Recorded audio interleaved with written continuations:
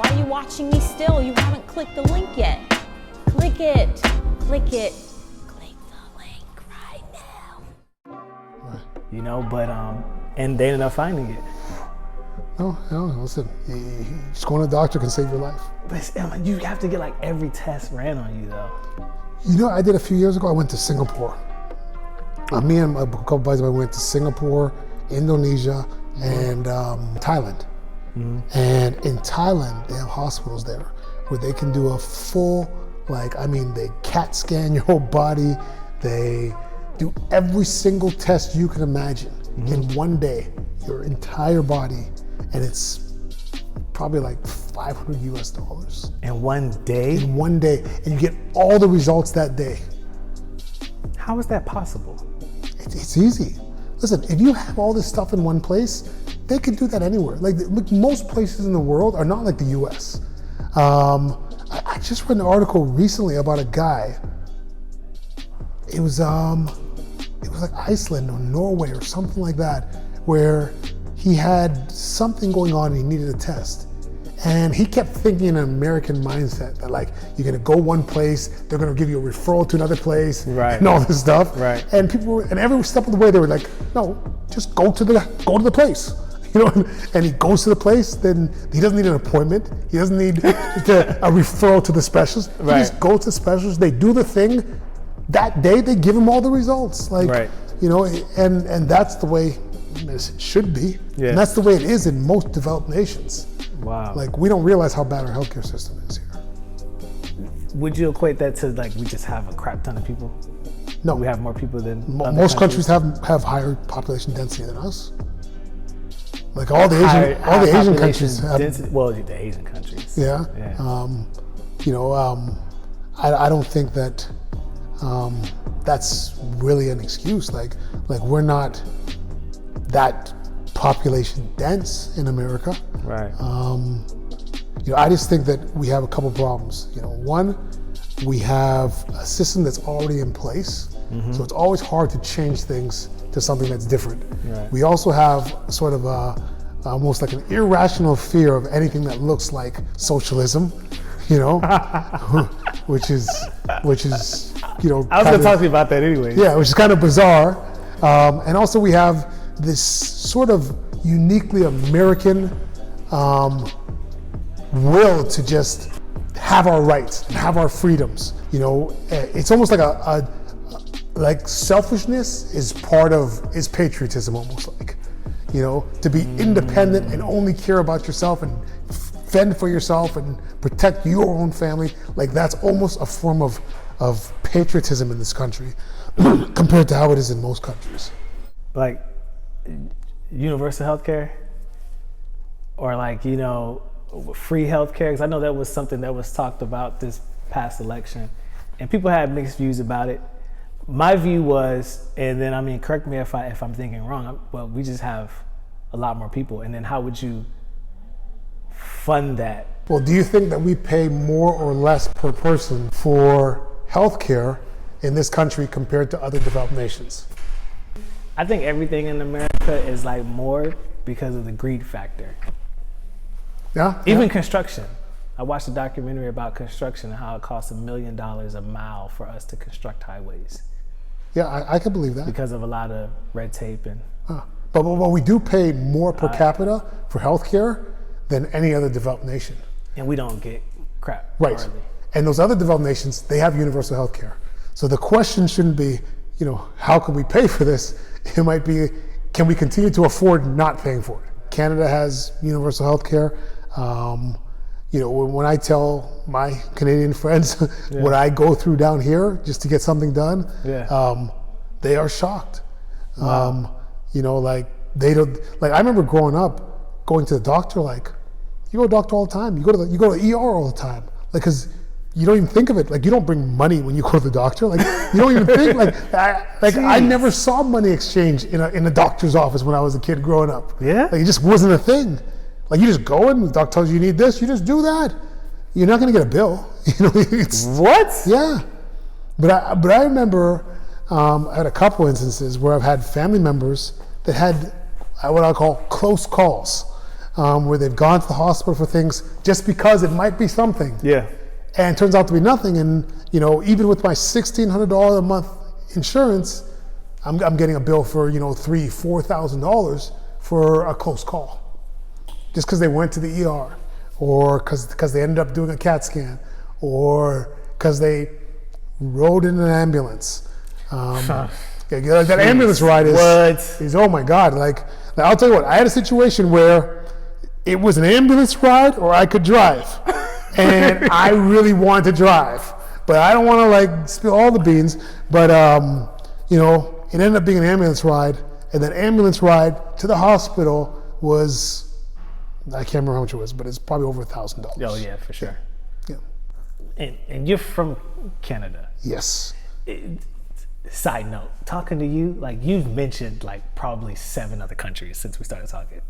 Have I? Probably. Yeah, okay. Probably. It's funny just sitting here listening to you because you are from another country, so you have a different perspective and view even on America and just on the world, which I think is actually kind of dope. I've been fortunate enough to travel outside of the U.S. and I mean, if you're a citizen to the United States, I can't speak for any other country, but if you're a citizen of the United States, I encourage travel because you see other things, different perspectives. Yep. Different views, and a lot of times I think there is just an entitlement view from the American side. Well, I'll tell you one thing that I've noticed, and being in America, I've been in America now for 25 years. Right. Half my life, basically. I was thinking that. Yeah, because I came. That's actually kind of good, though. Yeah. So I still feel like I look at America a little bit from the outside, because growing up in Canada, you learn about other countries, not in a way that well, we're the best, but these other countries exist as well. Objectively. Right? More objectively, right? And I feel like Americans, I don't know, I feel like they grow up learning that this is the center of the universe and everything else kind of how it relates to this, right? So, growing up in Canada, we don't have the kind of patriotism that you have here. So to me, I don't get in trouble for saying anything, but which is usually the hallmark that you're going to say something bad. But there are a lot of things in this world that are imaginary, but we believe them to be real, and they're only as real as we believe them to be. Right? Borders, like the border between Canada and the U.S. That's an imaginary line, right? There's no real line there. We've made a line, and we all pretend that it's real. So it's real because we're gonna actually act like it's real. If we stopped acting like it was real, it would disappear. Right? There's no line there. So things like countries, money, patriotism, these are all relatively imaginary things. Now, some of these imaginary things are very necessary. Right. You can't have really a strong country without patriotism, because you've got to find a way to get people to act as a group. Adopt this. Right. Yeah. And that goes way back to one of my favorite topics, which is evolutionary biology. Hold on, what? Evolutionary biology. There was a point in time, humans have been around for, I don't know, people would argue that it's modern humans for 100 to 500,000 years, as in the form that we're in now, basically. But there were other forms of humans, you had Cro-Magnon or just other species of humans existing at the same time. Okay. And there's an argument that the reason why Homo sapiens became the dominant species was because of their ability to believe in imaginary things. What? Okay, now it sounds contradictory, right? But think about this. If you don't believe in imaginary things, then if I want to assemble 100 people to accomplish a task or fight a war, I have to convince every one of those 100 people why we need to fight this war. But if I can get them all to believe in the same imaginary thing, I don't have to know any of these people. They just have to know about the thing, right? So now I can gather hundreds or thousands of people to do a thing without having to have a personal relationship with each one of them. You would have to imagine things. Like, you have to imagine things. Do we? Well, that's how you get a society to progress, to move forward, because everything starts in the imagination. Creativity, me even conceptualizing this show, it was painted on my imagination. Right, but this show's a real thing, right? It is a real thing, right? But it was an imagination. Right. Your country is real after you establish it, but it starts with an imagination. I don't know. Or it stems from an imagination or an idea. Yes, but I believe that it always remains an imaginary thing. We have to make it. You can make it. Do we not have to make it though? Right. But like this show is something that you've put together and you're actually doing, right? Whereas the country of Canada, people are like accepting it as something, but what is it? Like what defines that being a country? What defines a country? What defines a country, period? Well, then I guess you would have to go back in history to see how that, like what. I'm not saying how it came about. How did Canada? No. I get what you mean, but I guess you would have to, because what defines a? I mean, Texas has been trying to be its own thing for some time, but then I guess like what? But even state lines, like are state lines real? And they have been retraced throughout time, right? Just like county lines. But I think the state lines are kind of like finite now. I don't think that borders that are not like physical borders, like the Sahara Desert, like that's a real thing, and that separates people, like one group of people from another group of people. So that's a real border. Like I feel that's a real border. Like that's an actual thing, right? I shouldn't say, because real borders are real things now, right? But I believe that they're made up things. So maybe imagine is not the right word. Maybe made up things are probably a better thing. So you're saying that someone coming in and saying, "Hey, this is your border. This is how far you get, right? And this is how far I get, and this is my area. This is your area, right?" But you can fight a war and you could change that border, right? Well, you could say now the border's here. Right? I want more, yeah. Arbitrarily, but and it's the same thing with money, right? Like if you have bills in your pocket, like what value is that? It's only the value that the other person assigns to it. So if I can make my own bills, and if nobody thinks they're worth anything, then they're worthless, right? But if all of a sudden people think that that's worth something, now it's worth something, right? Because same with U.S. dollars, like they're only worth something if someone else thinks they're worth something. Yeah, someone deems it valuable. Right. Cryptocurrency, even when you're talking about, like, even when you check in your bank statement, it's just digital dollars. You can withdraw that money out of the ATM and get something tangible. Like you can actually get something that you can hold, but it's still just like digital currency. It's supposed to have a weighted note to it. Like it's supposed to have something to it. Digital currency is not supposed to have anything to it. But I'm saying your bank account. Oh. Your bank account. But when you look at it, it's just numbers. Oh yeah. It is. But there are dollars are supposed to be assigned to it. Right, but there's no, like, it's not a 1-to-1, right? It's all leveraged. So they don't even have the money. The money doesn't exist, right? That goes back to it only has value if someone deems it value, because now Bitcoin is like, people are seeing it as valuable. Right. But here's the thing about Bitcoin that trips me out. Like, when you pay stuff, it's not a pay option. When you go to pay for stuff, right? And it may ultimately not be a pay option. Well, there are things you can buy. You can buy a Tesla now and things like that. But Bitcoin, I don't think has functionality like some of the other cryptocurrencies do in terms of being used as like everyday money. You can't barter with it. I think you can barter with it, but I think that ultimately it's going to be more of a store of wealth. I think that ultimately Bitcoin is basically gold, because I've argued for a decent amount of time that gold really isn't really a thing. But gold has been a store of value forever, right? But gold in itself has no value. Like it has what the value that we place on it. Exactly. So gold is no different than Bitcoin, right? Except gold, we can dig up more gold, right? Bitcoin has a limit. There can only ever be 21 million Bitcoin in existence, period. That's the end of it. Really? Yeah, it cannot be more than 21. In the code, it can only get to 21 million.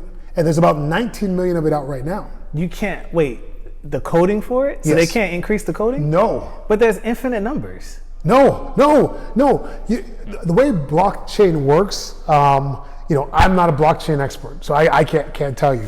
But in order to there has to be a certain amount of work done to add to the blockchain. Mm-hmm. The formula that Satoshi created ultimately can only lead to 21 million. Now, even in that 21 million, some of that Bitcoin's already been lost forever and is never recoverable. So it'll never be 21 million. Right. So think about that. There's more than 21 million millionaires in the world. Oh, well, yeah. Much more, right? Yeah. So if Bitcoin becomes the true store of wealth, and let's say every millionaire wants at least one Bitcoin, and there are people already that have hundreds and thousands of Bitcoins, there's going to be a shortage of Bitcoins. Like Bitcoin's what, 58,000 a coin right now, right? But you know what? Don't think of it as a coin, and that's the mistake I've made for a long time. Yeah, I don't think. I used to think of it as a coin because of the name. So when you think of it as a coin, it makes you think of it as one thing. Yeah. Right. And you think, how can one coin be worth 58,000? Right. It makes no sense. Right. Right? But each Bitcoin is broken up in Satoshis. And there's 100 million Satoshis in each Bitcoin. Oh, so that's where it gets its value. Right. Because I'm like, how does it get its... So think about this. So right now, Bitcoin is really only 58 cents a Satoshi. Right? That's going to be the unit of measurement. So when we measure Bitcoin as in whole coins, it's kind of like measuring gold in tons, right? If we measure gold in tons, the price would be outrageous. Right. But we measure it in ounces because that's a unit of measurement we can wrap our minds around. We can understand, right? If we started putting Bitcoin on the exchange in Satoshis, Right.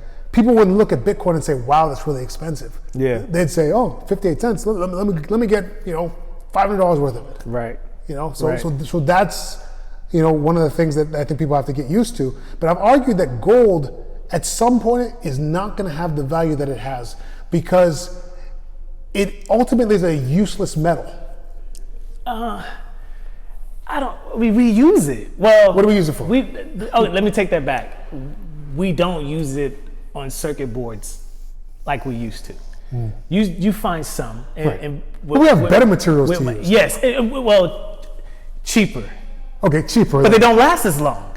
So I don't know much about that. But I didn't know gold was a big part of circuit boards. They use it. They've used it in boards before.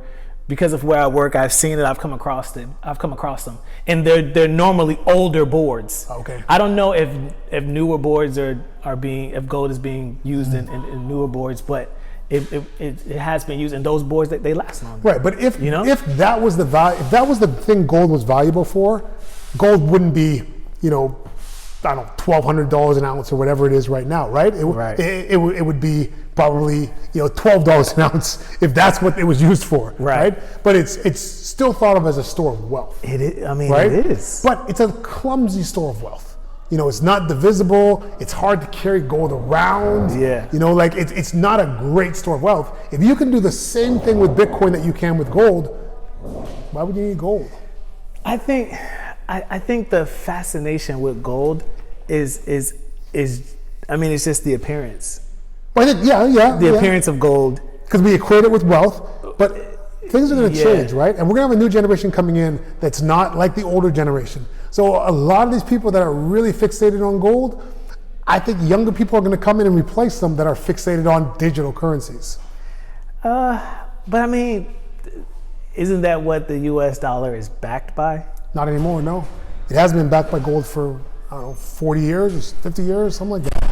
Really? Yeah. So, because money changes form all the time. Right. And when we stopped backing the U.S. dollar with gold, money became backed by nothing.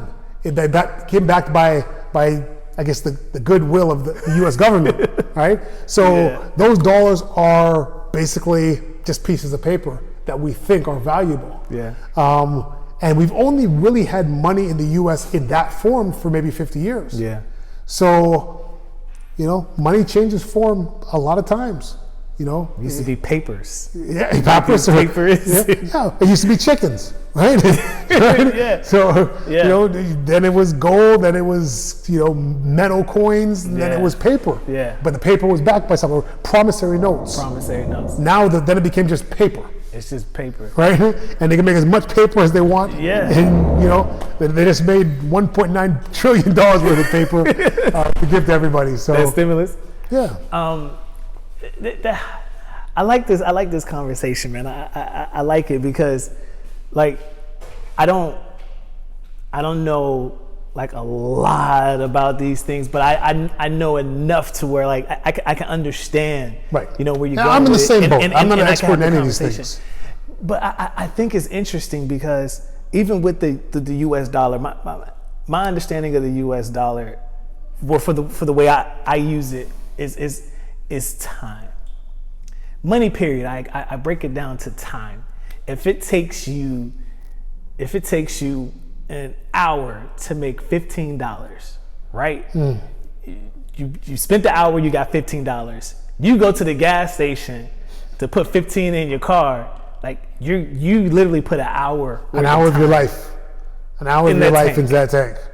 No? Yeah. So like the way I look at money, because we're paid hourly, because that's how we equate it, and even in your industry, in your field, your hour is worth something. Yeah. Like you've placed a dollar amount on your hour, so like when wealthy people say time is money, time literally is money, because if they're putting time over here, their hourly rate is not being used to generate money now because they're spending it here. So now the way you look at time, it changes, and the way I look at money is time. Well, I'll tell you what, I think to some degree that's the way most people, I think, whether they're aware of it or not, think of money, but I don't think that's the way you should think of it, okay?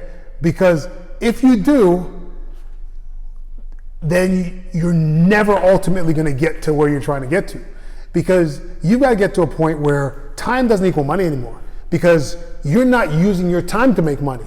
Later, when you can invest. But there shouldn't be a later, and it took me a long time to learn this, and I wish that I had done more investing at a younger age. Right. Because you need to be making money when you sleep. Yes. You need to be making money without you being there. Right. And that money needs to not be a result of your time. Because if your money is linked to your time, then you're always going to be working. I kind of want to go into your establishment of your legacy, where you want to go. I mean, you have 3 offices now. Congratulations. That's big, man. Thank you. I celebrate what you're doing, who you are, and what you've accomplished. That's a serious thing to me. And the fact that I don't know more Black doctors, that says something to even what I've seen and what I've been brought up to see as Black success. And that's another reason why I wanted to have you on, to change that success narrative. Not to say that people don't know about it, but I think it's not talked about enough. Like you hear it in Black communities, oh, you can do whatever, you can be whatever, you can be whatever, but a lot of times we stem toward the entertainment. Right. Arts. And you actually, a lot of people don't know about it. Like patients come in, sometimes they see me and they're shocked. I mean, like Black patients, oh, you're the doctor? Yeah. So it is something that a lot of people don't see. And, I travel in circles maybe where I see more Black doctors than most people. Right. Not that most of my friends are doctors, but some of them are, right? And through that, I meet other doctors and things like that. But for most young kids, they're still not seeing that. They're not seeing that image at all. Yeah. And I might be the only one they know. So one of the things I do is I talk to a lot of kids at the schools. So we go to, this year we didn't go to too many schools because of COVID, but in the past I'd go talk to the kids, and I'll tell you what, I feel I'm uniquely suited to talk to a lot of these kids because I was a bad student in elementary school. I was a bad student in high school. Wow. I was not a great student in college. It wasn't until dental school that I really, I guess, applied myself and did well. So, you know, when I talk to these kids, I'm not coming at them from a guy who said when I was 4 years old, I want to be a dentist and had straight A's all the way through. No, I struggled through school. You skated through. I struggled. And, you know, and sometimes a lot of these kids can relate to that. Yeah. Because they're struggling right now. Yeah. And I tell them, you know, listen, guys, as bad as you're doing right now, or if you think you're doing bad, you're ahead of where I was at your stage. Wow. You're doing better than I was doing at your stage. Wow. So, you know, this is America. You get a lot of chances in America. If I was, you know, if I was who I am in the Caribbean, you wouldn't know me. I'd be digging ditches. Guaranteed. Because they funnel you early. You know, when you're 12, 13, you take exams, and that determines where you're going to go. And if you're not going to that A school, you're not a doctor. You're going to the school where you learn how to dig real good. Wow. You know? Yeah, and I'll tell you 100%. If I was in one of those countries, I would be digging ditches. What is that shock value do to you? Is it like is it a pride about you? Like, oh yeah, you know, I am the black doctor, or is it like a dang? Like, that's interesting. I think it's a little bit of both. You know, I'm kind of happy for them that they're seeing this. Yeah. You know, I find it a little funny, a little amusing. Yeah. But I'm happy for them, and I'm usually happy for the kid that the kid is seeing this. Yeah. Because I know that the mom is going to go home and talk to the kid about this and say, "See, black doctor, you can be a doctor." Right. You know, because like I said, still kids are not seeing enough of this. Right. You know, and I think they need to see more of it. And I think that men, sort of in my position or in your position or in any professional position, right. You know, these kids need to see that. You know, sports is not your only avenue. Mm-hmm. You know, growing up, I thought sports was my avenue. I wanted to be a basketball player. Yeah. I played basketball in college, and you know, there came a point in time when I realized this is not it. Yeah. This is not how I'm going to make my money. Yeah. You know, and I knew a lot of kids or guys who didn't figure out when it was time to realize they're not going to make their money that way, and right. they did it too long. Right. You know, I was caught up in the same dream, you know, NBA, that was going to be my way. That was going to be my ticket. But, you know, somewhere along the line, reality set in. Yeah. And fortunately for me, it wasn't too late. Yeah. Yeah. And it's not a bad thing. I think people, like, if you have entertainer dreams or entertainment pursuits, like, you know, you can pursue them. Like, don't not pursue them, right. But don't think that it's that or nothing. Like you were saying, like yeah, if you want to go hard at it, because you never want to knock anybody from doing something, but make sure you want it. Yep. And it's not something that was placed upon you. And so have options. You know, definitely like, keep your options open. Like don't shut academics out completely, right? Because you may need it someday. You know, right. For one of the things in Canada is I think you get more chances than you get here to succeed. Oh, okay. I know at the time in high school in Canada, you could stay in high school for as long as you wanted. Wow. Yeah. You would be shocked if I just told you the number of years that I went to high school for, you'd be shocked. Here is 4. Yeah. And you get that GED. I got a GED. Yeah. You'd be shocked how many years of high school I went to. What was it like? Right. See, in Canada, you wouldn't have got that. You would have graduated. You would have just gone till you graduate. What? You just 21, just walking around high school? Let me tell you my high school story. Okay? At the time in Canada, we had grade 13. So high school was 5 years at the time in Canada, right? Uh-huh. However, a lot of guys at the end of grade 13, if you didn't have really good grades, or you wanted to continue to play sports, you could come back for a 6th year. 6th year, okay? So we all came back for what we called grade 14, okay? The whole basketball team, we came back for grade 14. What? So we had like 14. 18, 19 at this point. Yeah. Graduated, had better grades, so I got into university to play basketball in Canada. Now, after my first year of university, I was doing economics. After the first year, I realized I didn't want to do economics anymore. So I wanted to transfer to a school that had a good biology program. So I went and met with the coach, and he wanted me to come over there. And he said, you can't get into the biology program because you didn't take biology, chemistry, physics, or calculus when you were in high school. So even though I spent, what, was that 6 years? Yeah. I didn't take any of those courses in high school, all right? So, do you know what I had to do after my first year of university? You went back to... I had to go back to high school. So You can do that? you can do that. So, and basically, here's what happened. I walked into a local high school in the town that I was playing basketball for the college. Yeah. And I said, hey, I gotta take these courses, whatever. They gave me a uniform. It was a uniform school, a Catholic school. They gave me a uniform. Next thing you know, I'm sitting in a classroom with high school kids taking these classes. What? Yes. While you were in the university? While I was in university. Oh my So this is God. my 6.5 year of high school. You're taking 2 schools. Yes, I'm in college still, but I'm also in high school now. How? Can't even imagine So how I'm that taking would look 3 classes in day America. school and 1 class in night school. So I'm probably 20 now. I'm probably 20 at this point, and I'm sitting in this high school class with high schoolers. Wow. I can't even imagine that. Yeah. Like my brain won't even imagine what that looks like in America. Yeah. That's crazy. I mean, I get it. It's actually not a bad idea. Listen, I had to do what I had to do. It's actually not a You bad know? idea. And because I but- took those classes, I was able to get into the other university. My first semester there, I basically flunked everything. So coach, and it's funny because the coach from that school, and it's weird because I only played for him for 1.5 years. Yeah. But 25 years, 30 years later, this guy still calls me, he messages me and stuff, right? So just the other day he messaged me, or he calls me, FaceTimes me from, he lives in like China, no, he lives in Hong Kong. Wow. So he messages me and tells me he had a dream about me. And I'm like, really? I'm like, man, you coached for like 30 years, you coached all kinds of great players.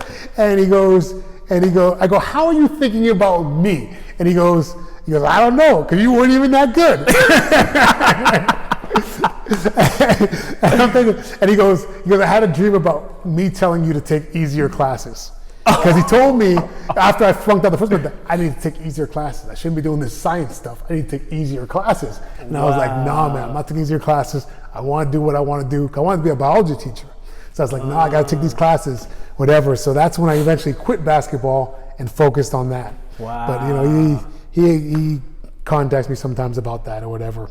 So I just thought it was just funny when he called me. It was just I think it was Monday. Yeah, he called me and started rambling about that stuff. So. Yeah. That's cool. That's cool. I want just in closing, I want to know what your end game is. My end game. What's your legacy? What My you legacy? working on? Well, I'm not a big legacy guy. Were you leaving one? Well, that might be an accidental legacy. Accidental legacy. I'm not a big legacy guy. I kind of feel like death is final. So when I'm gone, I don't really care about much. I want my family to be successful and survive. So I guess for legacy, I want to leave them a good leg to stand on. My oldest son just got a scholarship to Georgia Tech. He got a full track scholarship to Georgia Tech. So I'm happy about that. He's going to be going there in the fall. My youngest son, he is a sophomore, but he also runs track. So, he's fast. He's very fast. Faster than the oldest? I don't know. That's still to be determined. Right now, their times are pretty similar. So we'll see how it pans out over the next couple of years. I think he might have a little growth left. So I think he might end up being really fast. I definitely want to leave them on a good note. But my goal is ultimately to retire and move to Mexico. Really? Yep. Mexico? Yeah, me and my wife That dollar gonna go a long way? Oh wait, dollar goes a very long way in Mexico. So that's part of the plan. Like, if I'm retired here, I probably need, $3,000-$4,000 a month to survive. If I'm retired in Mexico, maybe 1 or 2. Wow. So last year we bought a lot in Mexico, and in Playa del Carmen, which is near Cancun, and the plan is, hopefully not too far in the future, to retire, maybe sell the practice. My oldest son wants to be an orthodontist. He may come in and take over part of it. But I've been doing this for 20 years now. Maybe 5-10 more years. Winding down. And so I want to wind down, but I keep winding up. You just open a third office. I keep doing more stuff. So once you wind up, now you got to follow through with that before you can wind down. So so I keep digging the hole deeper and deeper, but I got to start digging myself out of it. I got to start digging out of it. So you don't want to just hire doctors and let them run it, and you just do your thing. It's hard to maintain, I think, what we've built, because like I said, and maybe that's the mistake that I made. Like, some guys build something and it's very generic and anyone can fill the role. I feel like Baptiste Orthodontist is very sort of personality driven. It's culture driven. And I feel like if we just put anyone in there and just hire people to do it, then we're not going to have the same culture. That's one of the things that's important to me. So I want to maintain the culture that we have. That's cool. That's understandable. Understandable. I appreciate you sitting down here talking to me. Oh, hey man, this was fun. It's funny. I didn't even know when the camera started rolling. We were just talking, and then all of a sudden, we're talking more. And I figured, I guess we're doing it. I guess we're doing it. So you're easy to talk to, man. You're a great host. You definitely ask very intriguing questions and thought-provoking questions, and I'm not an expert on too many things, so I hope that your audience doesn't judge me too harshly on my mistakes. But I try to be honest and just be me. Nah, that's cool, and that's the point. That's the point of the sit down. I strive to make it that easy. Like, that's a real goal of mine. I want to change the way talk show television is done. Right. Conversation. Bring back conversation, people. Exactly. So let the people know how they get in touch with you, because now they're going to want to go get their teeth looked at. Well, it's Baptiste Orthodontics at baptisteorthodontics.com. And we also have dentistry for kids. If you get to baptisteorthodontics.com, you can click on the link to go to Baptiste Dentistry for Kids. We treat every kid like they're our own. That's all I can say. Also, we have a show of our own that I'd like to, if you don't mind, if I can just plug it. Fire Talk. It's going to be available soon. Stay tuned. If you Google Fire Talk, we should have links eventually letting you know where to find that. But it's basically a talk show. It's about 7-8 black men, and we talk about current events. We talk about issues. It's a very deep conversation. It's unscripted. It's very real. I think it's something that will be very entertaining once we get it rolling. Yeah. And if it's out by the time this video airs, I'll definitely drop links in the description of the video. Thank you guys so much for tuning to another episode of The Sit Down. Hit that thumbs up. Subscribe to the YouTube, but you don't watch my stuff and not subscribe. You're not them type of people. Want to say what's up to our partners, taxmoney123.com. Reach out to them for all your tax and accounting needs. Dope people. Actually helped me out with my refund and got me some decent amount of money back. And then my favorite, most beautiful partner, my beautiful wife, Oksana, the legacy coach. You can get in touch with them down in the description of this video. Thank y'all so much for watching. Deuces. See you next time. Appreciate it. Thank you.